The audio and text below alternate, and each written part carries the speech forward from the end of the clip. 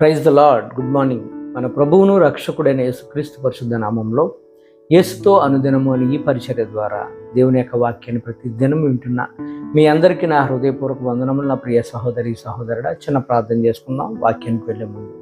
మహాగరుడ పరిశుద్ధుడా, ప్రేమగల తండ్రి, దయగలేసయ్య, ఈ వాక్యం వింటున్న నా సహోదరి సహోదరులందరినీ ప్రతి ఒక్కరిని పేరు పేరుని మీరు ఇప్పుడు దీవించి ఆశీర్వదించండి అయ్యా. ఎవరు ఏ అవసరతలు ఉన్నారో నీకు తెలుసా, వారి ప్రతి అవసరతను తీర్చండి. నీకు వందనాలు తండ్రి. ఆయన నీ కృపగల హస్తాలతో ప్రతి గృహాన్ని దర్శించండి అయ్యా.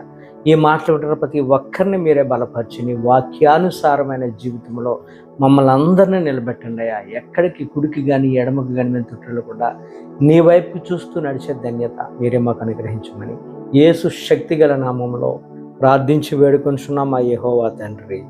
ఆమేన్. God bless you. దేవుడు ఈరోజు మనతో మాట్లాడుతున్న మాట ఏంటంటే చాలా శ్రేష్టమైన మాట. 121 కీర్తన మొదటి వచనంలో కీర్తనకారుడు అంటాడు, కొండల తట్టు నా కనులెత్తుచున్నాను, నాకు సహాయం ఎక్కడి నుండి వచ్చును, యెహోవా వలనే నాకు సహాయం కలుగును. ఈ యొక్క వాక్యాన్ని మనం ధ్యానిస్తే మనకు ఏ మేలు జరగాలన్నా, నా ప్రియ సహోదరి సహోదరుడా, ఏ సహాయం మనకు రావాలన్నా, ఏ ఉపకారం మనకు జరగాలన్నా మనుషుల వల్ల నుంచి అయితే ఏది రాదు. యెహోవా వలనే మనకి ఏదైనా రావాలి. మనం ఒక్కొక్కసారి అనుకుంటాం, మనం కొంతమంది అండ చూసుకొని వారు మాకున్నారు కదా, ఎలాగైనా సహాయం చేసేస్తారు కదా అని మనం ఎంతో ధైర్యపడిపోతూ ఉంటుంటాం. కానీ మనుషులే, అందరూ స్వార్థప్రియులే. నీ వల్ల ఏ ఉపయోగం వారికి లేకుండా ఎవరు ఏమీ చేయరండి. ఎవరు చేయరు. ఇది 100% సత్యం. మన వల్ల వాళ్ళకి ఏదైనా కాస్త ఉపయోగం ఉంటేనే ఎవరైనా ఏదైనా చేస్తారు తప్ప మన వల్ల ఏ ప్రయోజనం లేకుండా ఏ ఒక్కరు కూడా ఏ సహాయం కూడా మనకు మనుషులైతే ఎవరు అందించరు. కానీ దేవుడే మనకు సహాయకుడు, ఆయనే మన రక్షకుడు. ఈ లోక జనులను ఎప్పుడు ఎవరిని నమ్మొద్దు, ఎవరిని ఆశించొద్దు. వాళ్ళు నాకు ఏదో చేస్తారులే అన్నట్లుగా ఎవరి మీద కూడా నువ్వు నమ్మకము పెట్టుకోవద్దు. ఎవరిని ఆశించవద్దు. ఆశించిన వారు వారి స్వార్థము నిమిత్తంగానే చేస్తారేమో కానీ ఎవరో హృదయపూర్వకంగా క్రీస్తు ప్రేమను ఎవరు చూపి నీకు నాకు ఎవరు సహాయము చేయరు. ఇది సత్యం. వీడికి వాళ్ళు అనుకుంటారు, వీడికి హెల్ప్ చేస్తున్నాను కదా, వీడు నాకు ఎలా ఉపయోగపడతాడు, లేదా వీడిని ఎలా ఉపయోగించుకోవాలి అని వారికి మన వల్ల ఏదైనా ఉపయోగం ఉంటేనే తప్ప, లేదంటే ఏ ఒక్కరు కూడా ఏది కూడా మనకి మాట సహాయం చేయరు, ఆర్థిక సహాయం చేయరు, ఏ సహాయం చేయరు మన వల్ల వారికి ప్రయోజనం ఉంటే తప్ప. కీర్తనకారుడు కూడా బహుశా ఎవరి మీదైనా సహాయం అడిగి ఉండొచ్చు, కానీ విసుగుపోయి ఉండొచ్చు. వారి దగ్గర నుంచి సహాయం వస్తుందేమోనని వేచి ఉండొచ్చు, కానీ అతనికి సహాయం రాకపోవచ్చు. అందుకని అంటున్నాడు, ఎక్కడి నుంచి మనకు సహాయం రాదు అని ఈ మాట రాయగలిగాడు. ఎక్కడి నుంచి మనకు సహాయం వస్తుందంటే యెహోవా వలన తప్ప ఎక్కడి నుంచి కూడా నీకు నాకు సహాయం రాదు అని కీర్తనకారుడు చాలా సూటిగా మాట్లాడాడు. విసుగుపోయి ఉన్నాడు. నీకెందుకు, నేను ఉన్నాను కదా, ధైర్యంగా ఉండు అన్నవాళ్ళే బహుశా ఆయన యొక్క జీవితంలో చేతులెత్తి ఉండొచ్చు. ఇదే మాట మన లైఫ్లో కూడా జరుగుండొచ్చు. ఒకసారి జ్ఞాపకం చేసుకున్న ప్రియ సహోదరి సహోదరుడా, నీకెందుకురా, నేను ఉన్నాను కదా, నువ్వు ధైర్యంగా ఉండు, కామ్గా కూర్చో అన్నవాళ్ళే మనకు సహాయం వచ్చిన తర్వాత వాళ్ళ దగ్గరికి, మనకి ఏదైనా ఆపద వచ్చినప్పుడు వాళ్ళ దగ్గరికి వెళ్తే అయ్యో అని చేతులు ఎత్తేసిన వాళ్ళు చాలామందిని మనం వేళ్ళ మీద లెక్క పెట్టవచ్చు. అందుకే ఏ సహాయం రావాలన్నా యెహోవా వలన మాత్రమే తప్ప మనుషుల వల్ల కాదని కీర్తనకారుడు చాలా క్లియర్గా ఈ ఒక్క వాక్యం ద్వారా మనతో మాట్లాడుచున్నాడు. ఏ వ్యక్తి అతను ఎంత హోలీ అయినప్పటికీ కూడా, అతను ఎంత ప్రార్థన పరుడైనప్పటికీ కూడా, అతను దైవ సేవకుడైనప్పటికీ కూడా అతను కూడా మనిషే కదండి. అతనిలో కూడా స్వార్థం ఉంటుంది కదా, అతనిలో కూడా మానవ ఆలోచనలు ఉంటాయి కదా. ఎవరిని నమ్మొద్దు. చూస్తారు, వారి పనులు అవ్వాలని చూస్తారు. ఆ పనులు చేస్తే దానికి తగ్గట్టుగా మనకి ఏదైనా సహాయం చేస్తారేమో కానీ ఏ హెల్ప్ ఏ ఉపయోగం మన వల్ల వాళ్ళకి లేకపోతే ఎవరు ఏమీ చేయరండి. మన భ్రమ. ఏ ప్రయోజనం మన వల్ల వాళ్ళకి లేకపోతే ఏ సహాయము మనకి రాదు. ఇది సత్యము, 100% నిజము. దీన్ని మనం నమ్మాలి. చేయరు, చేసే మనసు కూడా వారికి ఉండదు. ఒకవేళ ఎక్కడైనా చేసేవాళ్ళు ఉంటే బహు కొద్ది మంది మాత్రమే ఉంటారు. అందుకని 118 కీర్తన 8వ వచనంలో కీర్తనకారుడు అంటాడు, మనుషులను నమ్ముకుంటే కంటే యెహోవాను ఆశ్రయించుట మేలు, రాజులను నమ్ముకుంటే కంటే యెహోవాను ఆశ్రయించుట మేలు.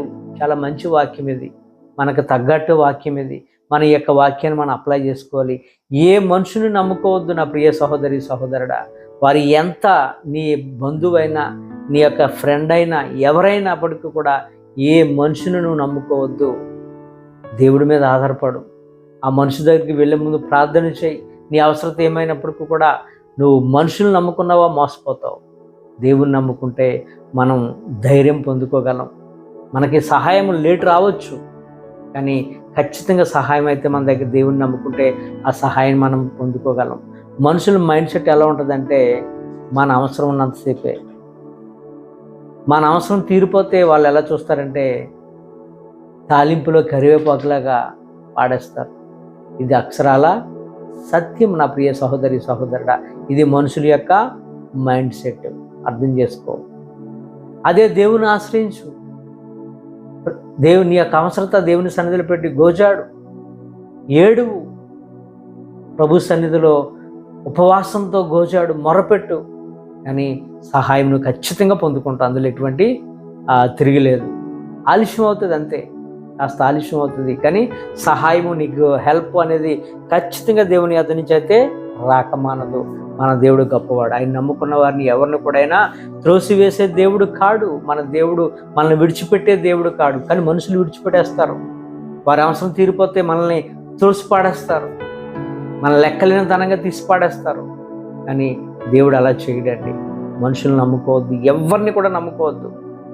ఎంత థిక్ ఫ్రెండ్ అయినప్పటికీ కూడా, నీ గుండెకు గుండు అడ్డు ఉన్నానన్న వ్యక్తి అయినా సరే నమ్మొద్దు. చూడండి, యేసుప్రభు వారిని పేతురు ఏమన్నాడు? అయ్యా, నీ గుండెకు నా గుండె అడ్డు అన్నాడు. ఆపద వచ్చినప్పుడు ఏం చేశాడు? పారిపోయాడు. నువ్వెవరో నాకు తెలియదని ముమ్మారు అబద్ధం ఆడాడు కదా. అలాగే మనుషులందరూ కూడా అంతే. బెస్ట్ ఎగ్జాంపుల్ మనం చూసినట్లయితే బైబిల్లో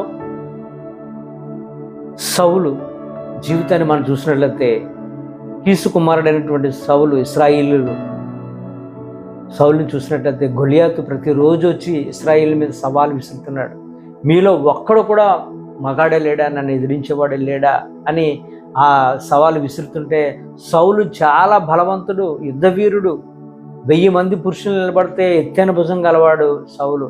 అటువంటి సౌలు అతని యొక్క శరీర దారుఢ్యాన్ని చూసి, తనకుంటున్న బలాన్ని చూసి, అతని వ్యక్తిని చూసి, మనుషుని చూసి భయపడి దాక్కున్నాడు. ఎవరైనా వెళ్తే బాగున్ను, ఏ మనుషుడు వస్తే బాగున్ను అని మనుషుల మీద ఆధారపడే పరిస్థితి అయిపోయింది సౌలు జీవితంలో. మనుషుల మీద ఆధారపడ్డాడు, దేవుడి మీద ఆధారపడలేదు. బాలుడైన దావీదు వచ్చాడు, తను ఏమీ చూడలేదు. అతని గొలియాతు బలాన్ని చూడలేదు, గొలియాతు దగ్గర ఉంటున్న ఆయుధాలు ఏమీ చూడలేదు. కానీ దేవుడైన యెహోవా వైపు చూశాడు, ముందుకు సాగి వెళ్ళాడు, గొప్ప విజయంతో తిరిగి వచ్చాడు. దేవునికి స్తోత్రం కలుగును గాక.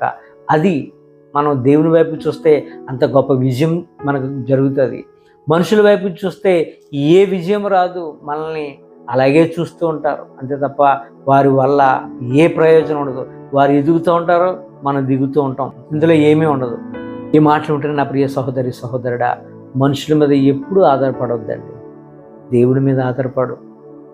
మనుషులు ఏదో చేస్తారేమో, మా సహోదరుడు, మా అన్న, లేదంటే మా సేవకుడు, లేదంటే మా యొక్క బాసు అని వాళ్ళ మీద కానీ ఆధారపడి కానీ ఉంటున్నావేమో. ఈరోజు ఆ యొక్క పద్ధతిని, ఆ మనసును తీసి పక్కన పెట్టి దేవుని మీద ఆధారపడటం నేర్చుకో. ఆయనే నీ కుటుంబానికి, నీకు ఆధారము, నీ జీవితానికి ఒక అర్థము అంతే తప్ప మనుషులు స్వార్థప్రియులని ప్రతి ఒక్కరూ కూడా, అందులో ఎటువంటి డౌట్ లేదు, ప్రతి ఒక్కరూ కూడా స్వార్థంతో నింపబడి ఉన్నారు.